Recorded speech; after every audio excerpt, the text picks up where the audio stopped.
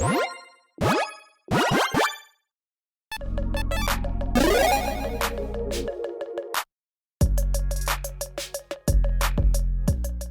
everyone, Mitch coming in for the Commander's Core studio. Welcome to the show. So, well, spoilers obviously are here. It is the last day of spoilers. They are wrapping up, and also we got the very first of the pre-con spoiled as well. So with all that said, let's jump into it. And this episode's gonna be nowhere near as long as the previous one. I think there was like 41 plus spoilers in the last episode, plus all the other leaked cards that I already talked about that were at the end, and then the reprints too. There's a lot of cards in that episode. Regardless, if you haven't seen that one, go check it out. But also check out Aura Shifter. That is, first of all, some amazing art. I love it. A 1/3 shapeshifter that costs 1 in a blue. Whenever it deals combat damage to a player, you get that many energy. I hit you for 1. 1 energy, yay! What do you do with that energy? Well, at the beginning of combat on your turn, you may pay 2 energy. When you do, it becomes a copy of another target creature you control, except it has this ability, and whenever this creature deals combat damage to a player, you get that many energy. So basically, it becomes a clone, again, of a creature you control specifically. So again, this isn't a clone that can clone anything. This is a you-specific clone. And it is at, like, phantasmal image pricing, but again, it does take, unless you're in an energy deck, it does take some time to actually get that to change, because you got to get through, again, twice with this, or you have to pump this and get it through in order to actually be able to use it to pay energy to turn into another copy of a creature you have, while still getting energy. Obviously, moving forward, you're going to be getting more and more energy each time, which is quite nice. Yeah. Which is quite nice, because then you can copy other things more easily. It's interesting. I mean, outside of it, I think, again, like, it's probably mostly, again, like, one of those, like, in an energy deck, this makes the most sense. It's a cool, like, low to the ground clone for other decks, too. But, yeah, energy deck, cool. Outside energy deck, yeah. And also, you don't kind of get, like, unlike Phantasmal Image, like I talked about earlier, yeah, it's a 2-mana eventual builded clone. You don't get like any ETBs with this, though, obviously, because it's not becoming a creature right when it comes into play. So there you go. Moving on. Bespoke Battle Wagon. Yeah, that's a cool thing. 5/6 vehicle for 4 mana in blue. Tap, you get 2 energy counters. Ha ha ha! Now I can combine this with my clone. I should mention that the symbols on these cards give away on if they are obviously for the main set or the pre-con. This is a main set symbol. The previous one was a pre-con symbol, so I'll try to point that out when I can. Regardless, tap, pay 2 energy, tap target creature. Tap, pay 3 energy, draw a card. Pay 4 energy, becomes an artifact creature left turn, or you can create for 4. Energy deck. I mean, I guess, like, another thing could be, like, sure, if you're in a proliferate deck, tap for 2 energy. Maybe if you have some untap effects, too, that could help as well, obviously. But yeah, proliferate those energies and then use them for card draw. Artifact vehicle deck, maybe. That's probably the only place you're going to see this. Mostly energy. It's a cool looking card, but it's energy. Blaster Hulk. Energy. 8/8 Pirate. This is the most cool looking pirate I've ever seen in Magic. Yeah, that's pretty sweet. Okay, for 6 red, it costs 1 less to cast for each energy you've paid or lost this turn. Interesting. Hasty. When it attacks, you get 2 energy. Then you may pay 8 energy. When you do, it deals 8 damage divided. You choose among up to 8 targets. Does anyone know what the cutoff amount is? This is just something different. But like when it says like you attack, you get 2 energy. Obviously, it says energy. Why didn't they just write 2 energy? Below that, they have 8 energy. Because I know that'd be obnoxious to read. Like, is it 6 plus? Is that where it gets hard to read it? I don't know. Anyways, let me know. But yeah, being able to wipe out a bunch of things, potentially, like a bunch of like medium-sized to small creatures out there. You can wipe out a lot of things, or yeah, hit someone in the face for 8, or a giant creature for a lot as well. That's quite nice. And obviously being able to just cast this potentially for 2 for a hasty 8/8 is very nice. If you're not playing an energy deck, you're not going to cast this very quickly, obviously. It's going to take a while to get up to 8. And also, it's going to take a while to build up that energy to pay that 8, again, like 4 attacks. Now, obviously, if you're in, like, say, Ishin, and you have, like, attack, trigger, doublers, cool. Or, like, extra combats, cool. Like, in Ishin, even if you're not in energy at all, you could probably get there in maybe 1 turn if you really wanted to. But that being said, you probably don't have any other energy to actually reduce that cost. So, again, is this for Pirate Tribal? Probably not. Is this for energy? Absolutely. Next up, which makes sense because it's an energy deck. Okay. Not sure why all these are blurry, but there was, I believe, I can't remember if I actually made, I think I saw a leak at some point. I can't remember if I put an episode or not. I might have. My apologies if I'm redoing this, but here we go. Bountiful Landscape. Tap for a colorless. Tap, sacrifices to life for a basic forest, island, or mountain card. Put on the battlefield, tap, then shuffle. Keep in mind, it does say basic. Sorry, I don't know if I said basic or not. There you go. Those. Or you can cycle it away. As a budget player, it's fine either way if it's basic or not basic, because I'm just going to get basics anyways. So with this, hey, do you have a landfall deck? Cool. You're going to love these lands. The ones that can fit in them, at least, because these are restricted because that was intentional. I think that cycling, like, it's nice that they cycle. It's very nice that they cycle, but it also restricts these for the color identities. Now, if you're in 5-color, like, you know, some of my decks, because I love 5-color, you get all of them. And I should say it really quick because also we have Contaminated Landscape, which is in Esper. We've got Deceptive Landscape, which is in, why do I always forget some of these names? Abzan. We've got Foreboding Landscape. I shouldn't have started this. I got to keep going, which is in Sultai. Keep going. Here we go.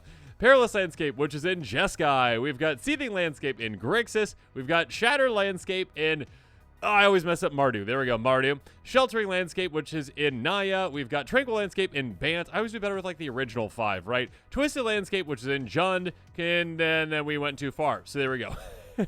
You saw what the next card is. Cool. So we've got all those. I think there should be 10. If not, there definitely are going to be 10.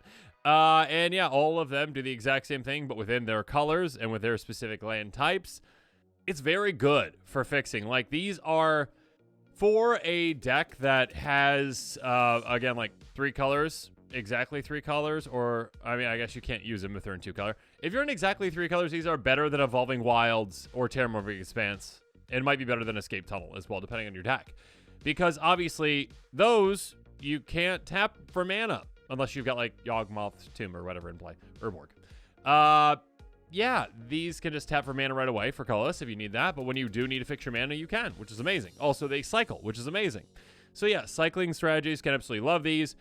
Landfall, of course, again, having extra fetch land type options, especially since these pretty much should be budget. Please be budget. We love those. But yes, being able to use and abuse landfall triggers with, like, Evolving Wilds style cards is great. Yeah, I mean, I got only good things to say about these. Again, being able to, in some decks, be better than Evolving Wilds is pretty crazy. We just saw that with Escape Tunnel. We're starting to see other ones like these. Obviously, when it goes like 4 or 5 color, it depends if you need, you know, this land or not. If you're like, oh, well, Evolving Wilds would be better because I need a island and I can't get that with this. It's still great. It's going to be great for fixing. Yeah, really, really good cards. And cycling them away is quite fun. Okay, next up. You already saw this one a little bit. Consuming Corruption. I guess you could have paused the video and be like, haha, I found it. Good job.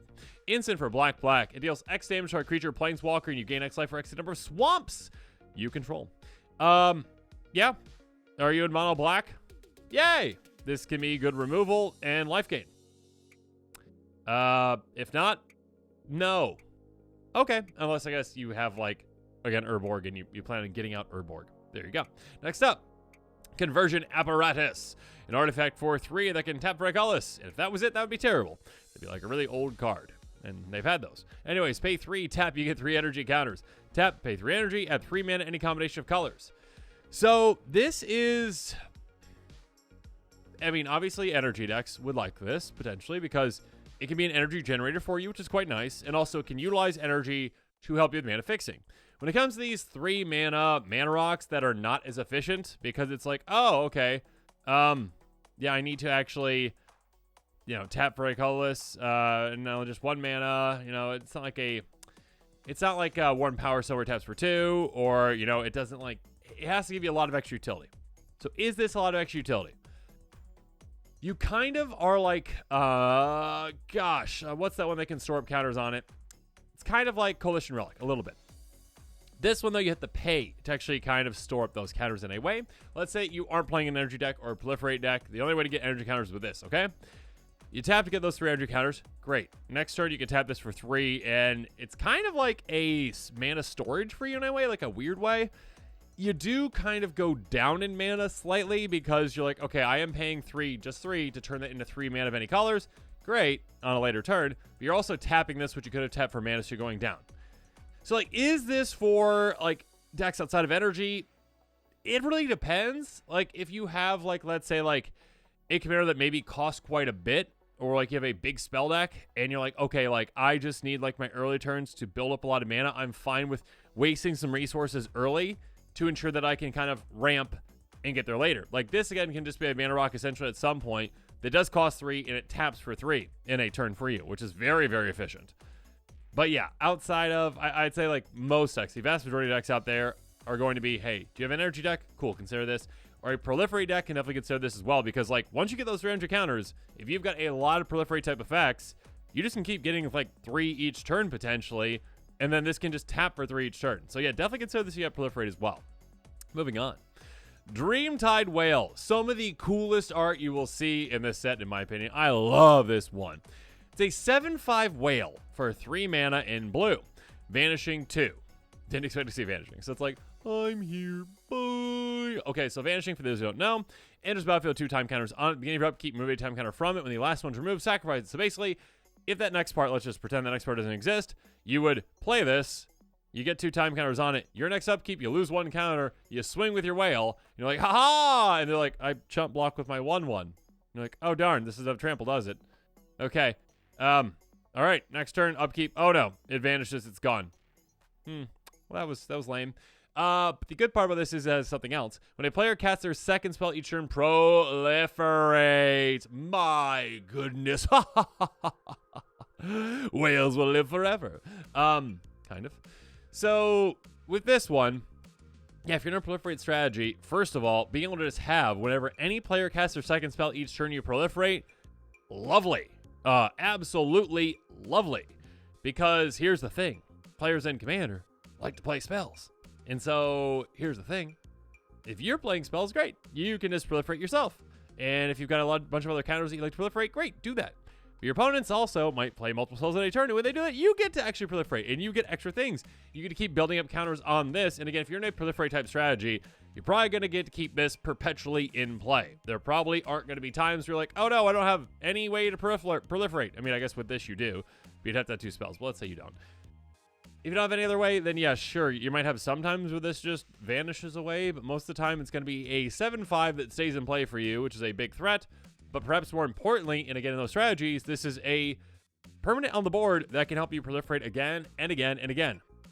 I mean, I guess technically, I was going to say with each trooper on the table, you can do it like 4 times, but it's like, technically you can do it 4 times in a turn. If the Wild West is happening at your table, and you're like, I cast 2 spells this turn, and all my opponents did as well, oh my goodness, what is going on? I want to see that game. But also, yeah, you could technically proliferate 4 times with that. So yeah, this, I think, in a proliferate deck is actually a very, very good card. In a power matter strategy, potentially as well. If you've got a way to take advantage of it having 7 power quite early, that can be quite good. But yeah, and I guess, too, if you have a blink strategy, you can utilize this as well. Because, like, you can just keep resetting that vanishing. Like, in a Brago deck, you're like, oh, not that you just include, like, a 7/5 whale. If for 3 mana in a Brago deck, you might just for funsies. Maybe you have like some proliferating synergies in there too. Maybe, I guess. But like, you can just keep blinking it. So it just keeps coming back with 2 time counters on it and then never loses its counters permanently. So there you go. Interesting card. Amazing art. Filigree Racer. A 5/5 vehicle for 4 mana in red. When it enters the battlefield, you get 4 energy counters. So again, this is weird. Again, we talked about earlier, like, so we had earlier, it was like energy equals 2 energy. And then we had the words 8 and then energy symbol. And that's 8 energy. And then this is energy. And then it also reminds you that it's 4 energy counters. Where's the logic in all this, wizards? You're just like in between deciding things. I don't get it. Anyways, whenever it attacks, you may pay 2 energy. When you do, target instant or sorcery card to your graveyard gains jumpstart until end of turn. Crew 1. Lovely. So, yeah, I mean, I guess with 2 attacks, and crew 1 is not that hard to actually meet, obviously, you can jumpstart a card. I mean, not with 2 attacks. You can jumpstart 2 cards just by this ETBing and you attacking twice, because it is 2 energy. Again, proliferate decks, energy decks can obviously utilize this more than once. I guess, technically, if you could blink this, that could do it as well. Are you going to, utilize this in a vehicle deck? Maybe. I mean, like, being able to jumpstart a card out of your graveyard, which, again, is basically like flashback, but with a discard, essentially. Yeah, that can be quite nice. Like, basically, kind of like repeat card selection in a way, which is quite nice. Not card selection, but, like, reusing a card. So, a little bit of a recursion in a way. it's pretty specific on what it wants to do, but it's kind of spicy. So yeah, vehicle decks, probably consider it. Also energy decks and proliferate decks as well. Okay, competing for the best art in the set, Foul Strike. The cartoon eyes coming out of this are just hilarious. Okay, instant for 1 and a green, destroy target creature with flying, reinforce 2 for 2 and a green. So green has a lot of ways to like destroy a creature with flying, and it's too specific many times. It's like, okay, this is an amazing removal spell when it works. If I'm playing against my opponent's Dragon deck, great, good for me. Like, I get to destroy that creature. If I'm not, it's like, oh, okay, yeah. This one, though, gives you a, hey, panic button. I can reinforce 2 counters on a creature. So, I mean, I guess you could utilize it like a counter strategy, but I'd probably say this still isn't going to see play. So there you go. The art is crazy cool, though. Next up, Monstrous Vortex. Enchantment for 4 mana in green. Whenever you cast a creature spell with power 5 or greater, discover X or X is that spell's mana value. Discover is kind of like Cascade-ish. Basically, exile card stop your life to exile non-card that mana value or less. Cast up against mana cost, put in your hand. The rest of the bottom library in random order. Do you have a big creature deck? Yeah, slam dunk this thing in there. I mean, big creature meaning power, not meaning mana value, essentially. So like Goreclaw, I mean, Goreclaw is like at 4, right, essentially, but they might have some 5s in there. So yeah, big power, 5 or greater strategy. This is an absurd amount of value for you to have. So it is interesting that it's like the power has to be 5 or greater, but the mana value is what determines the discover, not the power, which I find interesting. I don't know. I don't know why they did it that way. Maybe because it's easier to like manipulate power. I don't know. We shall see. But yeah, it's an interesting card. If you have a big creature deck, you like it. If you don't like it. Moving on, Salvation Colossus, a 9/9 construct with flying, vigilance, and trample. This thing looks massive. For 8 mana in white. Whenever you attack other creatures you control, get +2/+2 again, indestructible up turn. Unearthing it costs 8 energy. Yeah, this is interesting because like most unearth effects, if I remember correctly. Wait, no, is unearth or that's escape? Never mind.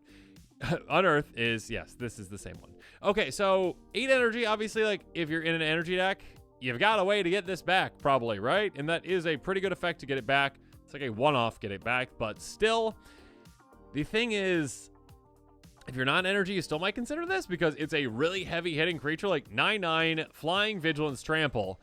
Crazy. But also, of course, that other, +2/+2 and indestructible for your team is quite nice. There are other creatures out there like give indestructible on attack, like, was it Frontline Medic? When you're attacking with like 3 creatures, that does have another requirement. This is just attack itself. Protecting your team is quite nice. So, like, if you've got like, I guess, an artifact creature focus or like a combat focus, you could really utilize something like this. Outside of that, though, I guess if you have an energy deck and you've got a way to just like get this in your graveyard, like, oh, I discarded this, cool. All right, now I energy it out, if that's the phrase. You do it pretty quickly. And again, for a 9/9, that hits pretty hard right away. It's interesting. It's interesting. Again, I think that like it's only really for like, should you not consider it if you don't have energy? No, I think you should still potentially consider it depending on the right deck out there. Again, big, heavy hitting creature that protects other creatures and pumps them. That's lovely. That's good for a lot of decks out there. 8 mana is a good amount, so we shall see, though. I mean, artifact creature decks should consider this one, though. But yeah, energy, obviously, consider it. Next up, Skittering Precursor. I was going to say Prosecutor. No. Hello, law. Skittering Precursor. A 3/3 Eldrazi drone with Devoid and Menace for 3 mana in red. Whenever you sacrifice a non-token permanent, create a 0/1 colorless Eldrazi spawn creature token with sacrifice creature, add colorless. Thank goodness they said that. Like, wasn't just like non-token creature. I don't know. They could have really messed with this a lot and upset me if they were like, oh yeah, you can sacrifice treasures to make Eldrazi. Yay! No. Yeah, this is very powerful. So something similar is like Pawn of Ulamog, essentially. Now that one's just like when creatures are dying, I believe, not necessarily are sacrificed. That being said, if you are in an aristocrat style deck with this, you're going to love this anyways, because you're going to be sacrificing creature fodder out there, like reassembling skeleton, etc., etc., etc. You'll be doing some crazy things with that, potentially even infinite things as well. But yes, being able to make a lot of Eldrazi spawns can be great. Of course, this can be very good for, well, I mean, Eldrazi tribal, I guess, true as well. I guess you have some sacrifice elements in there too. But yeah, for the most part, this is like, hey, do you like to sacrifice creatures with your deck? Aristocrat style, essentially. Yes, you're going to love this. It's really cool.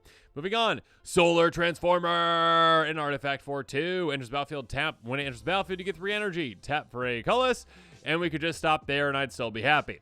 Tap to pay an energy, add 1 of any color. This is strictly better than some other cards that I just typically use sometimes when it comes to like cheap, good ramp.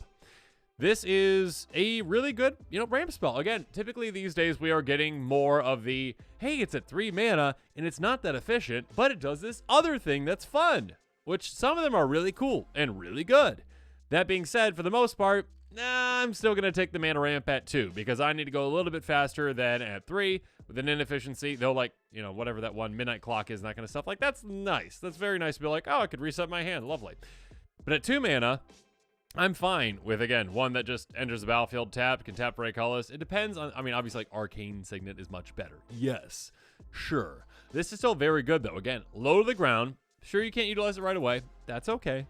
But being able to utilize it in your next turn, again, just for a colorless if you really want to. So, again, great ramp. There you go. But if you need to fix your mana, you can. And again, you can do that 3 times. Obviously, if you've got other energy synergies or if you've got proliferate, you could essentially just have this tap for whatever mana of any color you want for the rest of the game for the most part.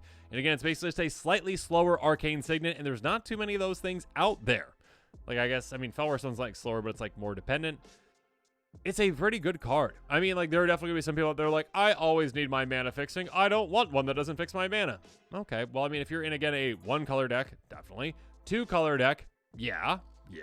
3-color deck, sure. 4-color deck, do you have green? No? Okay, then keep considering it. And then 5-color deck, oh, you've got green, never mind. Unless you've got, like, artifact-specific 5-color deck. Anyways, I like this. I like this a lot. Again, don't underestimate any mana rocks that are at 2 that can always give you mana. There are someone's out there like grafted something or gravestone or something like that where it's like you have to have something in your graveyard. It's like, oh, okay, well, no. Okay, it's a pretty good card. I like it. Moving on. Stone Idol Generator, an artifact for 5. Whenever a creature you control attacks, you get an energy counter. I like the reminders again. This is like, here you go, that's energy counter. It's like, oh, okay, I was wondering what that was. Tap, pay 6. Oh, here we go. So 6, like I talked about earlier, like where's the cutoff? It might be 6. We shall see. We've seen 4 listed out. We haven't seen 5, so maybe it's 5. It's either 5 or 6. Tap, pay 6. Create a 6/12 colorless construct artifact creature token with trample, active on sorcery.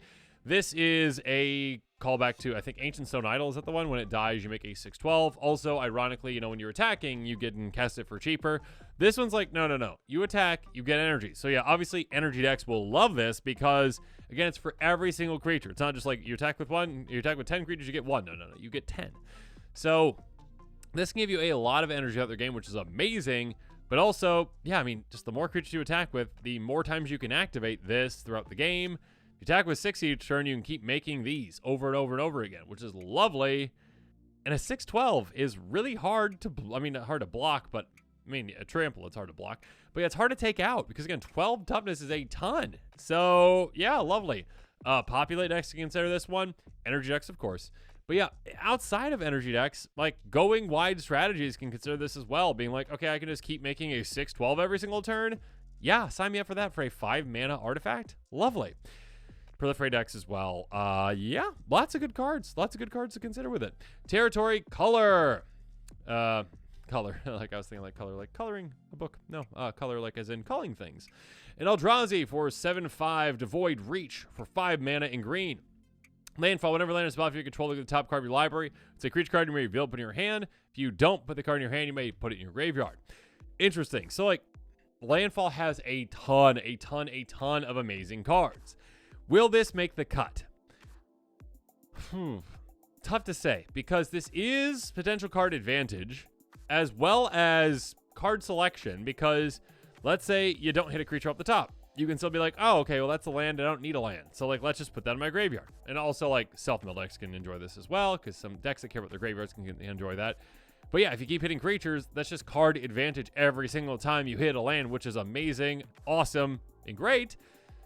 Yeah, it can definitely see. It's a 7. I guess I keep forgetting that's like it's also a 7/5 with reach for 5 mana because these days that's just like par for the course plus an extra thing on it. Interesting. Definitely Eldrazi Tribal can consider it, now that they are getting a 5-color commander, or 2. And, yeah, I think that the landfall deck should try this out. They have a lot of cards. Like, is this Tatiova? No, it's not Tatiova, but it's also a 7/5 with reach that can hit hard and give you a good amount of card advantage as well. So yeah, it's a very interesting card. Yeah, I think landfall deck should definitely try it out. I think it probably will make the cut in a lot of scenarios. Next up, Twisted Riddle Keeper. Gross. Okay, every single time I see a Sphinx, I'm like, no, Eddie, no. Bad Eddie. Don't ever let Eddie think let you think that the Unesh deck is not a threat. The Unesh deck is always the threat. 5/5 Eldrazi Sphinx for 8 mana with a merge for 5. Colorless in a blue. That little colorless right there might make it so Eddie doesn't use it. We shall see. When you cast this spell, tap 2 target permanents, put a sun counter on each of them to say 5/5 flyer. Let me know in the comments below, Eddie, if you think this is going to make the cut. Yeah, being able to emerge this out of another creature and tap things, like, is this for anything outside of, like, an emerge style deck? Or, I mean, I guess proliferate deck can consider it as well if you've got some decently sized creatures, because once you get a sun counter on something, you just keep getting more and more sun counters on them, which is lovely. It doesn't say non-land, so have fun doing that, if you're mean. But also, yeah, I mean, Unesh decks probably can consider this one as long as they have a colorless to use, which they usually will, because some of the ramp are going to be colorless, and maybe they've got some utility lands as well. So yeah, gross. Eddie gets another Sphinx potentially. Gross. But now this episode is coming to a close. Blame Eddie in the comments below for anything and everything when it comes to Sphinxes. So there you go.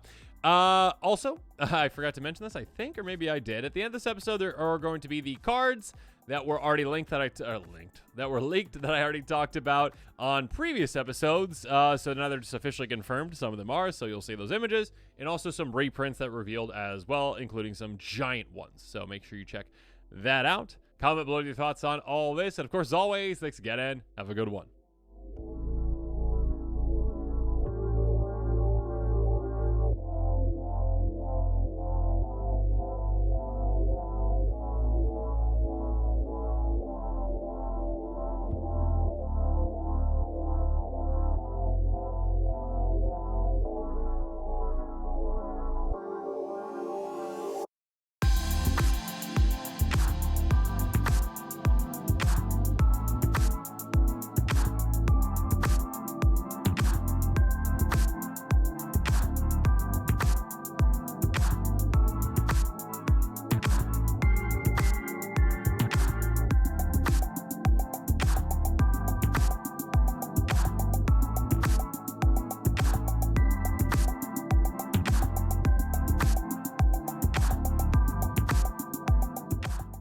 This show and episodes like this one are possible thanks to viewers like you. If you're looking for an easy way to help support this show, make sure that you like, share, and subscribe. Also, hit that bell notification icon so you don't miss any new episodes. You can also go check out our playmats and other merchandise at thecommandersquarters.com. We also have a ton of brand new t-shirt designs in stock, so make sure you check out those as well. Another easy way to support this show is with our TCG player affiliate links. So whether you're buying a deck or individual cards, you can use this general link right here or one in the description. And the final way that you can support this show is by supporting us directly by becoming a patron. There are many benefits to being a patron, and I truly couldn't do this without all of their support.